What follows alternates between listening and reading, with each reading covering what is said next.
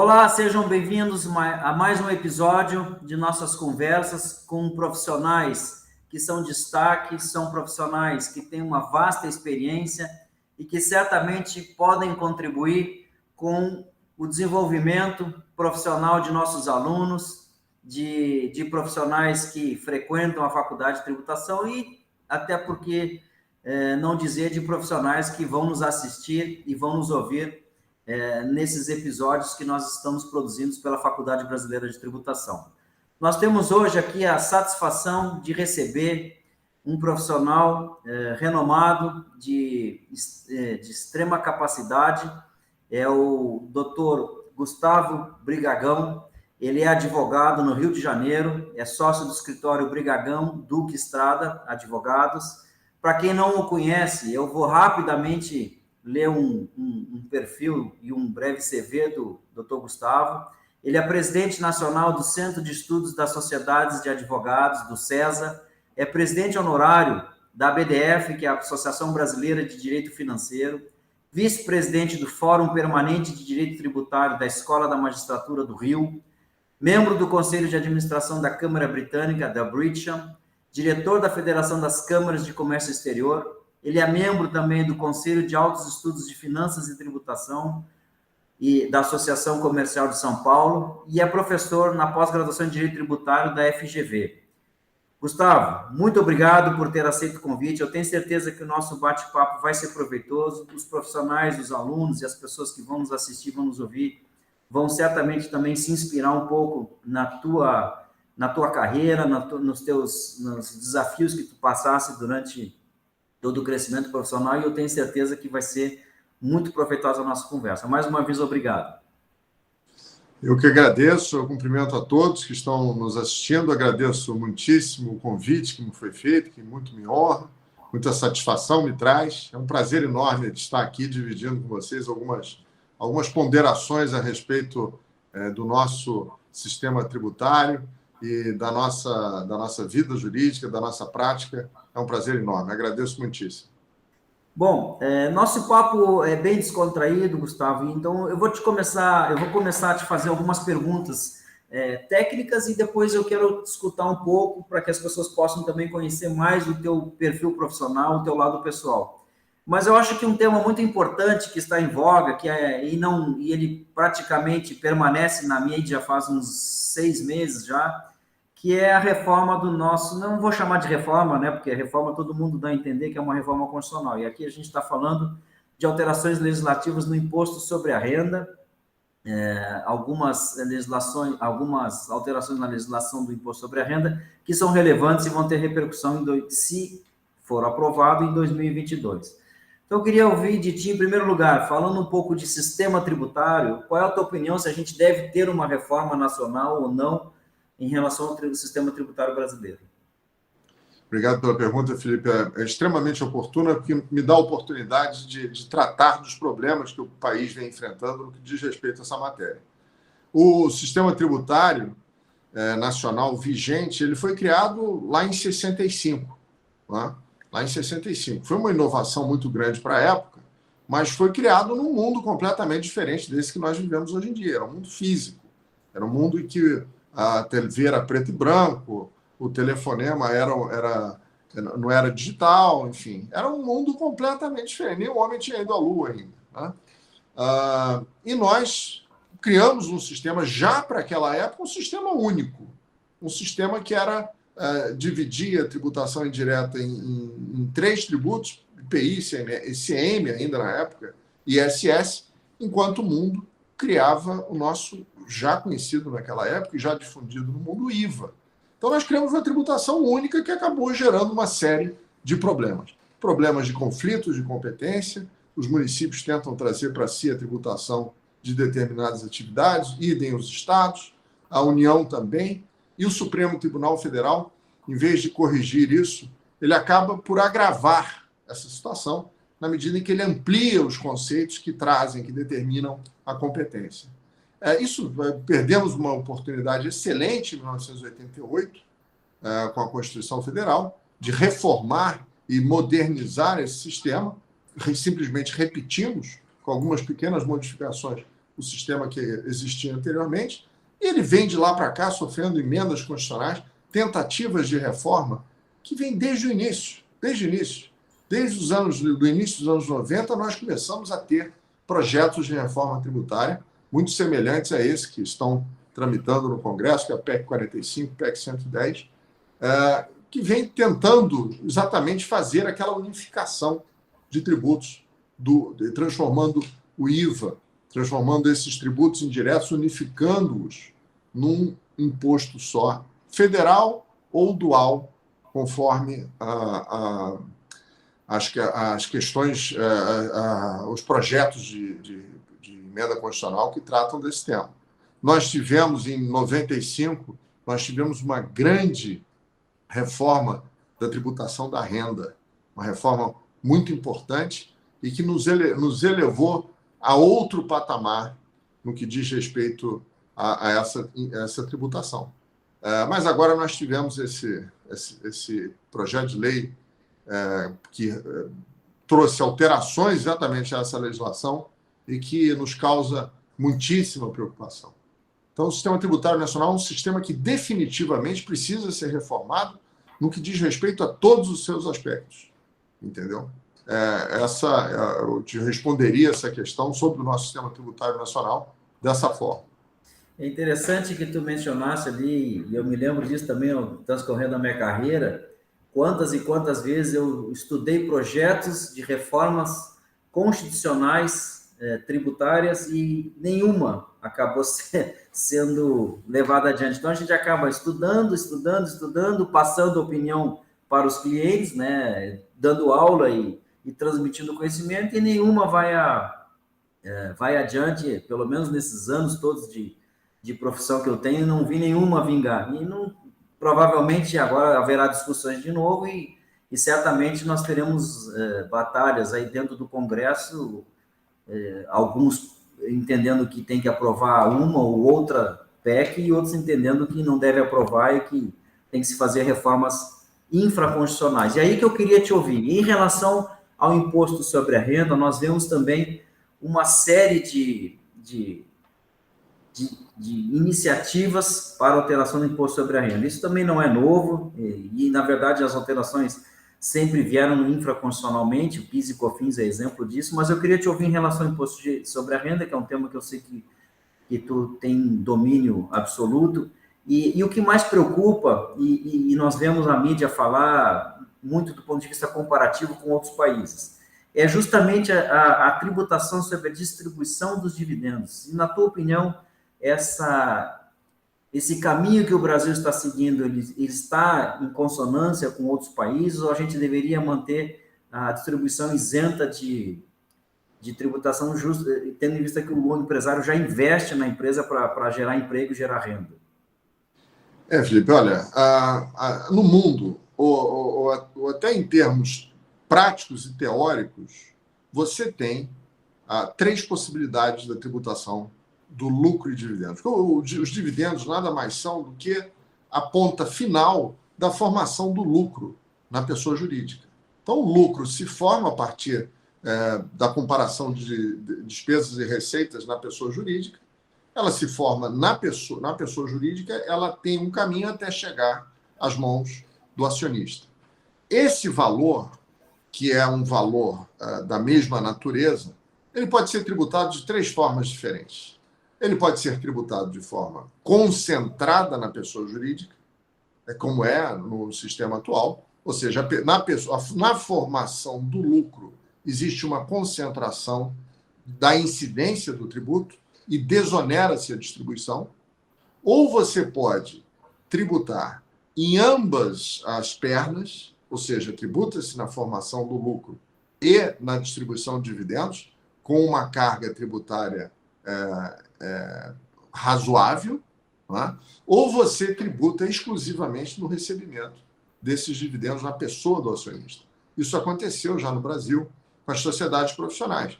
Nos anos 80, o que nós tínhamos era exatamente a tributação concentrada na pessoa do sócio quando ele recebia os rendimentos. A sociedade de médicos, de advogados, de dentistas, enfim. Eles só eram tributados no momento em que havia esse recebimento. Essas são as três possíveis.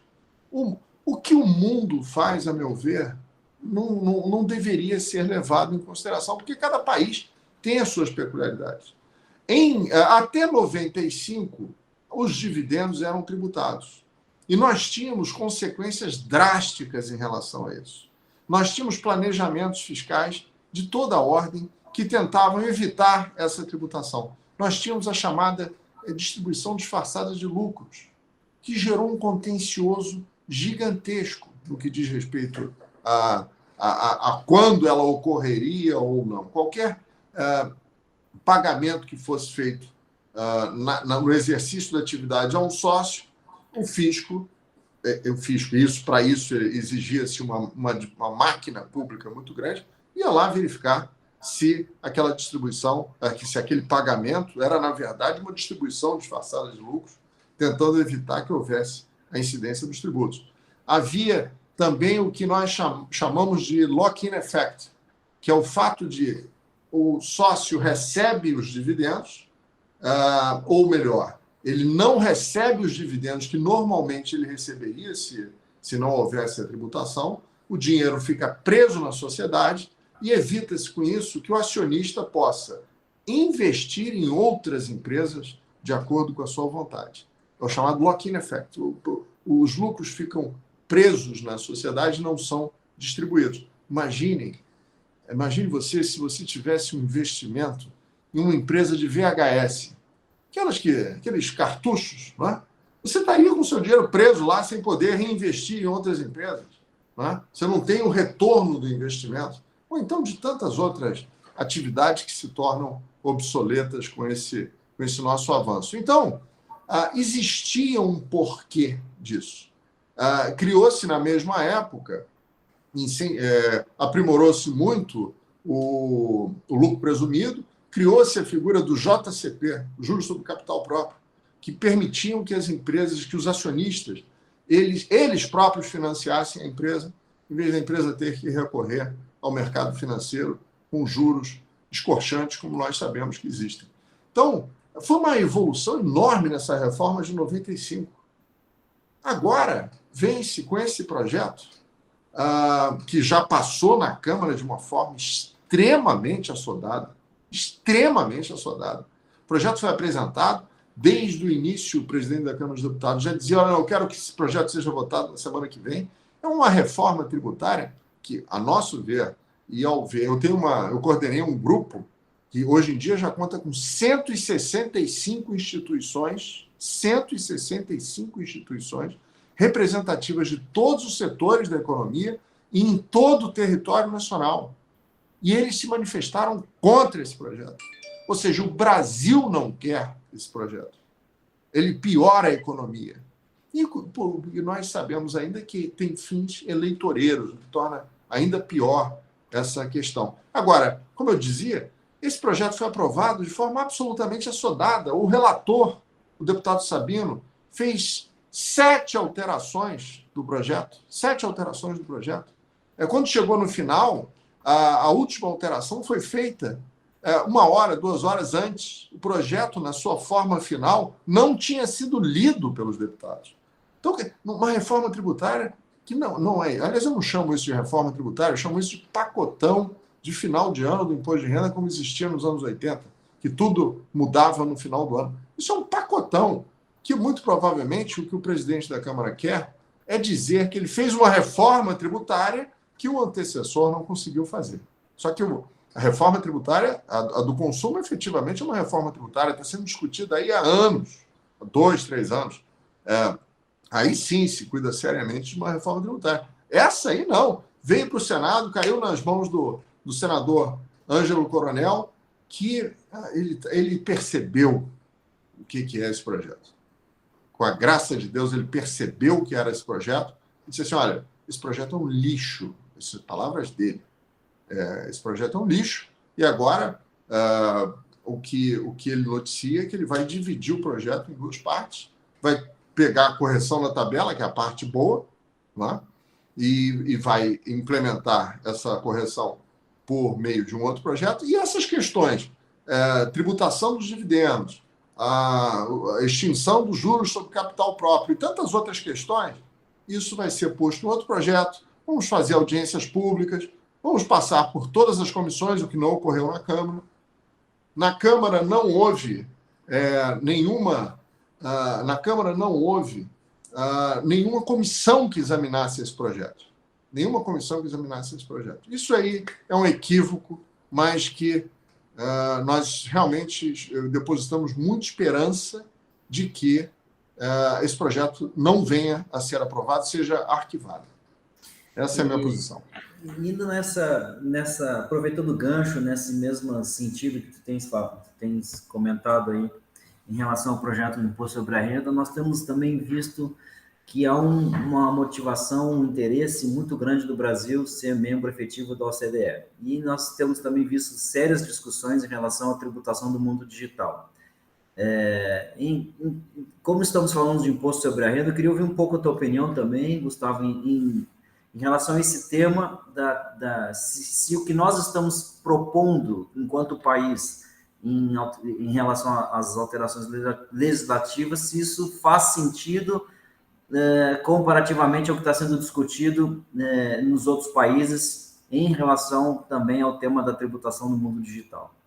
No mundo digital existe uma questão que é supranacional, que diz respeito em função exatamente do mundo digital ser virtual, a colocação das sedes das empresas em países de baixa tributação. Então, existe um planejamento fiscal abusivo, vamos chamar assim, em que o mundo consumidor é o que importa para a tributação do mundo digital, né?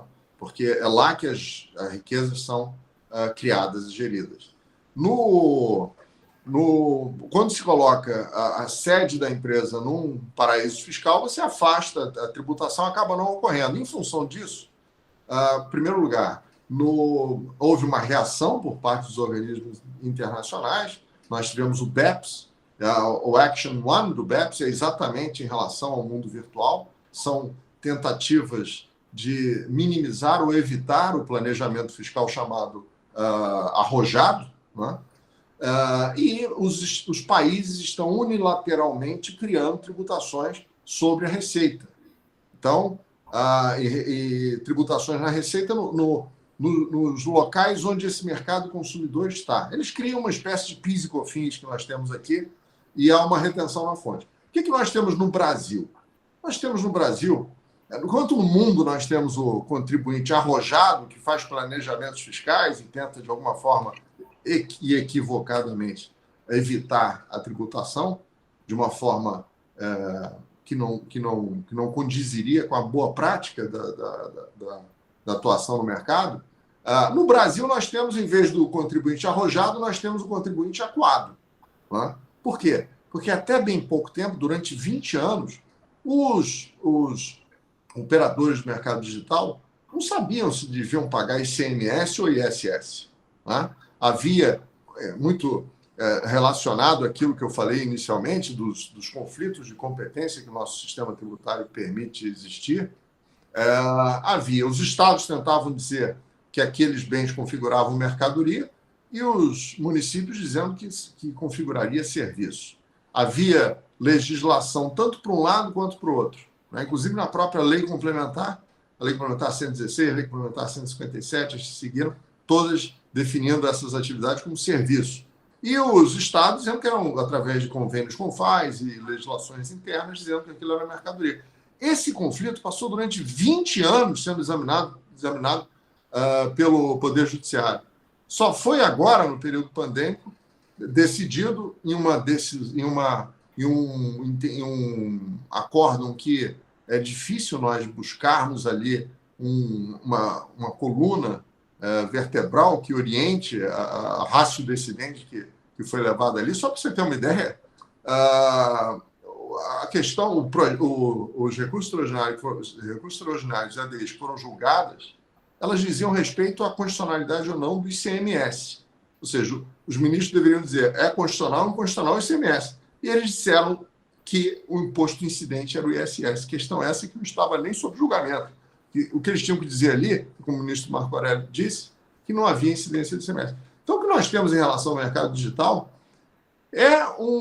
hoje em dia, resolvido pelo Supremo Tribunal Federal, no sentido de que é o ISS, um imposto incidente. O que diz respeito às operações internacionais, com o imposto de renda na fonte e essas tributações todas que ocorrem na remessa de pagamentos, em relação às importações que são feitas, eu acho que essa questão para o Brasil ele está muito mais avançado em termos de arrecadação nessas situações em que você tem o mercado fornecedor localizado em poucos países e o mercado consumidor localizado em vários. Eu acho que, sobre esse aspecto, está resolvido.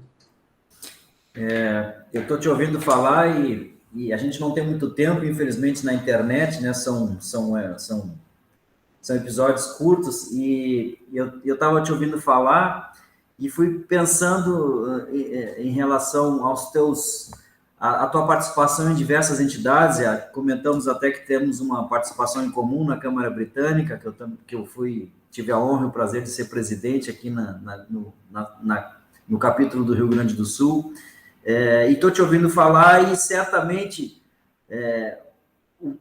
a tua formação, o teu conteúdo, a tua bagagem de conhecimento, ela certamente te ajudou a ter representatividade nessas instituições das quais tu participas. Eu queria te ouvir um pouco também, Gustavo, até porque nós temos pessoas que acabam nos assistindo e ouvindo e veem os entrevistados como uma fonte de inspiração. Eu queria ouvir um pouco da tua trajetória profissional. Hoje tu tens um escritório de advocacia, São Paulo, Rio, sede é Rio de Janeiro, mas em São Paulo e Brasília, né? E eu queria te ouvir como é que foi a tua formação, que caminhos tu trilhaste ao longo da vida profissional para chegar no nível que tu estás hoje na tua vida profissional. Um prazer, Felipe. Eu gosto muito de conversar sobre isso, porque é algo que me fascina, sempre me fascinou. Como é que você conduz uma trajetória, ou no que diz respeito não só à questão profissional, mas em relação a qualquer atividade que você se proponha exercer. Eu sempre entendi que você deve se planejar muito. Como dizem os japoneses, você se planeja 80% e executa 20%, né? E não o oposto. Quando você planeja 20% e executa 80%, você acaba batendo cabeça com você mesmo, no que diz respeito às soluções que você vai ter que adotar no que diz respeito às intempéries que necessariamente vão ocorrer. Quando eu acho que uma coisa que é absolutamente essencial para qualquer profissional é a vocação. A vocação e os tutores, os mentores, é muito importante, essas duas figuras são muito importantes, juntamente, obviamente, com a escola, né? Em relação à vocação, eu nunca quis exercer nenhuma outra profissão que não fosse a profissão de advogado. E advogado, especificamente, não é de profissional do direito, não, é de advogado. Por quê? Porque eu sempre gostei muito de argumentar, de debater, de trazer opiniões. Esse cenário, essa sensação, é uma sensação que me apaixona. Então, acho que a vocação ela sempre existiu. Sempre gostei muito de ler, de escrever.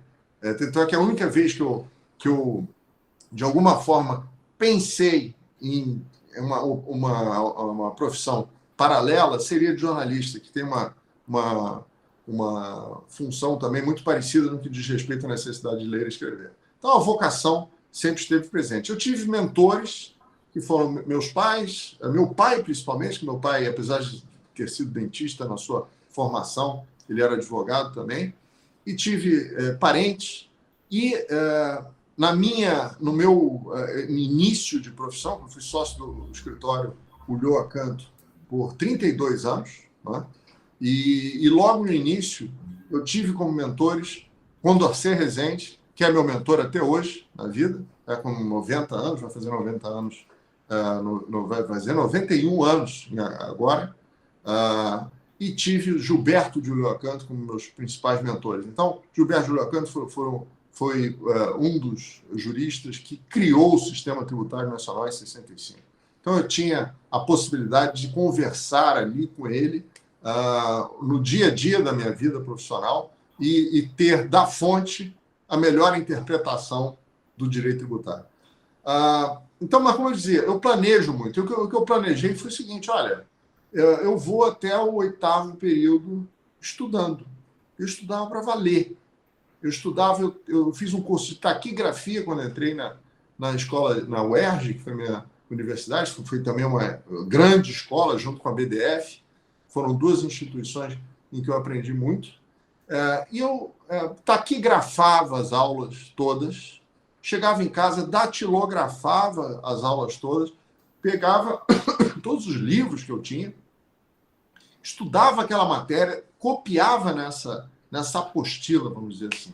Minha apostila era disputada na época de provas, né? Porque todo mundo que não ia eventualmente uma aula ou outra tinha que pegar um caderno para copiar, era tudo rabiscado, o meu era datilografado. Então, eu estudei muito nesses primeiros períodos. Quando chegou o 8º período, eu falei, agora tem que começar a estagiar. Né? Começar a estagiar, porque se você se forma sem ter estagiado, se você deixa para se preocupar com a colocação no mercado depois da formatura, isso se torna, não impossível, mas complica um pouco mais. Então é melhor que você entre antes. Eu entrei no 8º período, eu entrei no escritório do Acanto, entrei lá estagiário. E aí descobri lá uma outra escola, que foi uma escola espetacular, maravilhosa e continua sendo. Eu saí de lá porque eu queria trilhar um caminho próprio, né? E abri meu escritório, que está sendo uma experiência maravilhosa, fantástica, com meu sócio Roberto Estrada, sócios também que eu trouxe do escritório, o Lio Acanto. Foi uma experiência maravilhosa, espetacular, e que, às vezes, eu me arrependo de não ter feito isso antes até. Deveria ter feito isso um pouco antes. Nós tivemos aí um grande obstáculo, que foi o início da pandemia, né, que eu fui pego assim de surpresa com isso, mas nós conseguimos contornar essa situação e hoje nós estamos nesse mundo virtual aqui, agora aos poucos voltando, né, e nos nossos escritórios no Rio, São Paulo e Brasília. E, enfim, eu acho que determinação. Se tivesse que expor em uma palavra, um conselho àqueles que estão iniciando a profissão, eu diria que é planejamento, de forma que as coisas que venham acontecendo, você já tenha pensado nelas e determinado quais são as alternativas de ação que você vai ter à sua disposição. Planejamento, determinação, ou seja, é você saber o que quer. Saber o que quer. Isso também pressupõe o planejamento. E resiliência é a terceira. Porque a resiliência é você não desistir nos primeiros obstáculos que aparecem. É sempre... Eu vi uma vez uma projeção de um filme que me pareceu muito interessante. Era uma mãe urso e o filhote urso. E o filhote tentando subir uma ribanceira no gelo, na neve. Ele tentando subir, ele subia, caía, subia, caía, subia, caía. E a mãe embaixo só olhando e seguindo o filhote, mas ele subia, caía, até que depois de muitas subidas e quedas, ele chegou no topo. E a mãe subiu aquilo ali com uma tranquilidade enorme. Isso é resiliência. É você não desistir nas pequenas quedas, entendeu? Se você não desistir nas pequenas quedas, você jamais sofrerá uma queda maior. Essa é a minha humilde reflexão aqui a respeito de como conduzir aí a vida profissional. Excelente. E na verdade, não desistir nas primeiras quedas. Eu vou até fazer uma observação, não são as primeiras, em todas, porque a gente continua tendo queda todos os dias e tem que levantar a cabeça e continuar. A resiliência é muito importante. Para finalizar, Gustavo, eu queria que tu fosse presidente da BDF, que é uma instituição extremamente respeitada no Brasil. Eu acho que até deve ser mais antiga, né, que congrega tributaristas de renome. Inclusive, eu acho que tem um capítulo da IFA Internacional, e eu queria ouvir, porque eu também tenho uma posição similar à tua, como diretor-geral de uma instituição de educação que transmite conhecimento, e a BDF sempre transmitiu conhecimento e da melhor qualidade. Tu foste presidente, eu queria ouvir um pouco, para a gente encerrar, a tua experiência como presidente de uma instituição que congrega profissionais de renome e que transmite também conhecimento, e como é que era o teu dia a dia e quais os aspectos relevantes que a instituição, quais as influências que a instituição deixou na tua vida profissional? Olha, Felipe,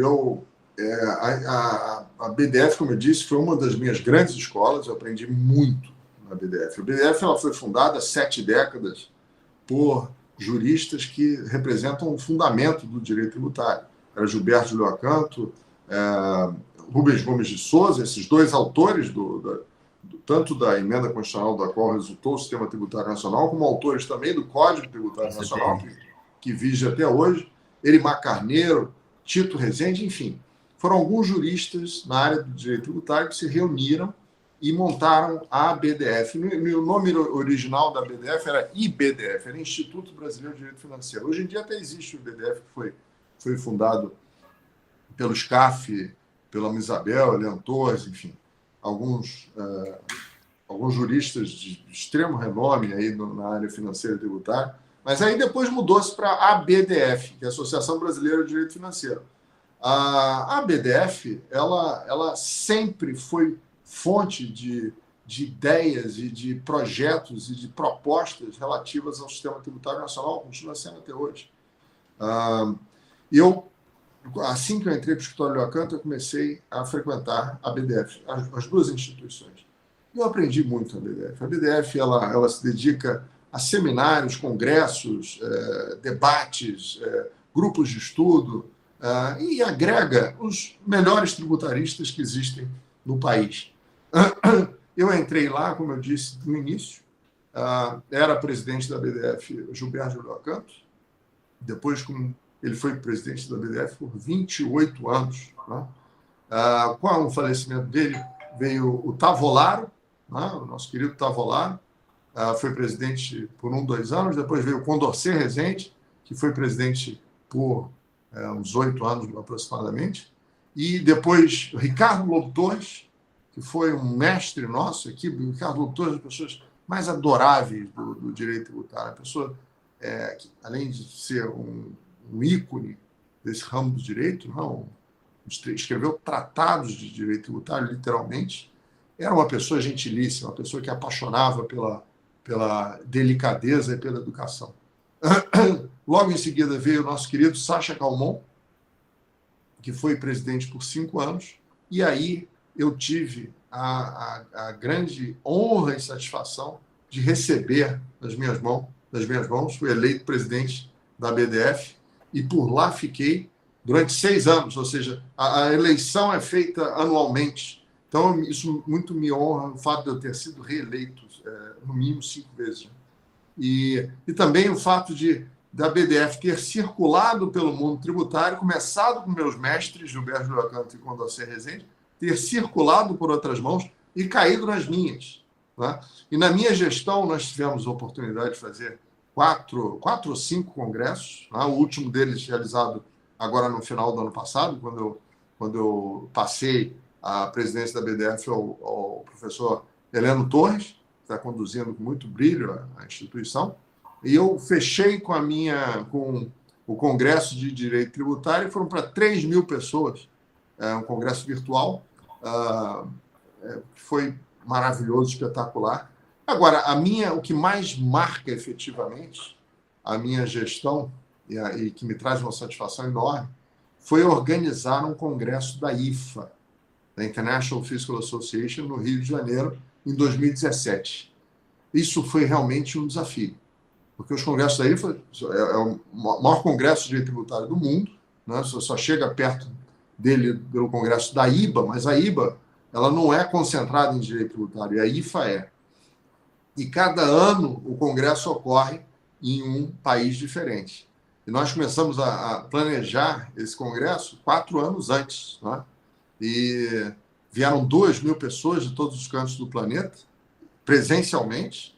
Foi um congresso espetacular, ele quebrou alguns recordes de estatísticos, né? De relação ao número de participantes fora da Europa, patrocínios, escritórios de advocacia participando. Enfim, foram vários recordes de números, né? Foi o congresso mais atendido, mais frequentado fora da Europa. Né? Na Europa, que teve alguns países que conseguiram, muito poucos, mas que conseguiram nos separar. E uma satisfação muito grande que me trouxe foi o fato de que, em 89, Gilberto de Ulloa Cantos tinha sido presidente do primeiro congresso da IFA no Brasil, 89. E ele foi tão bem sucedido que nós compramos a nossa sede da BDF com o resultado positivo que esse congresso gerou. Enfim, o mundo deu a volta, a BDF caiu na minha presidência, eu fui presidente desse congresso, e o meu maior receio era o de que, enquanto o Ulloa Cantos teve um sucesso tão grande, que com o saldo, com o superávit, ele conseguiu comprar a sede, que eu tivesse que vender a sede para pagar o segundo congresso. Então, graças a Deus, isso não ocorreu. Na verdade, tivemos um superávit espetacular, conseguimos reformar a sede, ela está aí hoje em dia, extremamente tecnológica. Nós trouxemos aí o estado da arte em termos de tecnologia, de transmissão de eventos e tudo. E a BDF foi uma instituição extremamente importante na minha carreira e na carreira de tantos. Entendeu? Nós temos lá a BDF Jovem, que é destinada àqueles que estão começando a carreira, tanto ainda na faculdade quanto os recém-formados. Nós temos a WIN, que é Women in Network, que são mulheres, né?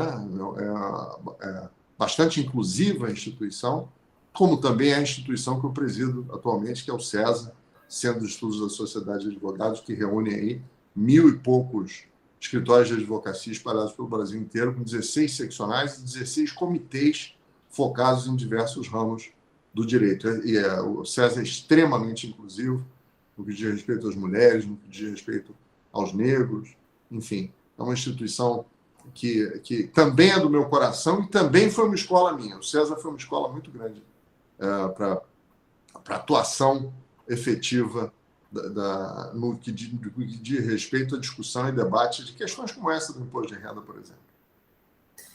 Poxa, Gustavo, a gente poderia ficar falando aqui mais uma hora. Lamentavelmente, a internet nos impõe que nós tenhamos entrevistas e diálogos curtos, mas eu tenho certeza que poderemos contar com a tua participação, não só nos eventos da Faculdade Brasileira de Tributação, mas também em podcasts, em webinários que nós vamos fazer ao longo de 2022. Eu tinha certeza, quando te convidei, que a tua experiência, né, da advocacia, como também presidente de instituições de estudos, seria motivo de inspiração para diversas pessoas no Brasil, fazendo com que a gente possa disseminar o conhecimento. Então, eu queria te agradecer mais uma vez ter aceitado o nosso convite e te convidar sempre para os nossos eventos da faculdade para brilhantar e para construir o saber e construir conhecimento no Brasil dentro da área que a gente tanto estima, que é não só o direito tributário, mas também, de uma forma geral, a tributação. Gustavo, mais uma vez, obrigado. Eu deixo a palavra para ti, para tu fazeres um fechamento, se tiver alguma dica para dar para os nossos alunos, para os nossos profissionais, seria um fechamento com chave de ouro. Eu que tenho que agradecer. Para mim é uma honra muito grande participar de um evento criado por uma instituição tão prestigiosa como a Faculdade Brasileira de Tributação. Acho que essa iniciativa é excelente, porque nós temos que efetivamente passar aos jovens e àqueles que estão iniciando a carreira quais foram as nossas experiências, né? Aquilo que deu errado, aquilo que deu certo, para que de alguma forma ilumine o caminho aí desses profissionais. Agradeço muitíssimo e aceitarei o convite quantas vezes ele for feito. Gustavo, muito obrigado. Um grande abraço e a gente se vê nos próximos eventos da faculdade. Até mais. Ok. Obrigado. Um grande abraço. Tchau. Tchau, tchau.